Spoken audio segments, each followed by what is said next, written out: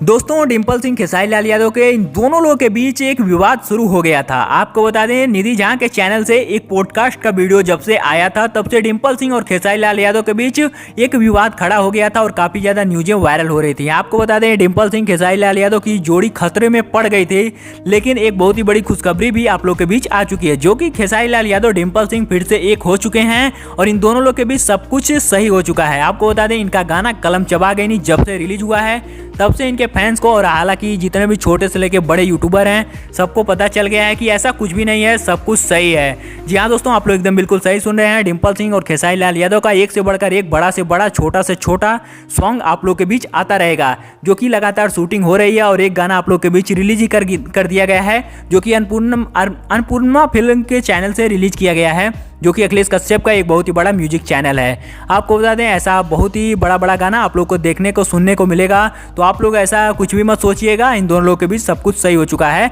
और अफवाह न्यूज़ों पे आप लोग ध्यान मत दीजिएगा। और सही न्यूज़ देखने के लिए आप लोग हमारे इस वीडियो को लाइक करके, चैनल पे पहली बार है तो सब्सक्राइब करके बेल नोटिफिकेशन को ऑल पे जरूर से सेट कर लीजिएगा, क्योंकि भोजपुरी से रिलेटेड तमाम सही खबरें आपको हमारे चैनल से बताई और दिखाई जाएंगी। तो हमारे वीडियो लास्ट तक देखने के लिए बहुत बहुत धन्यवाद। मिलते हैं फिर से किसी एक और नई धमाकेदार वीडियो के साथ।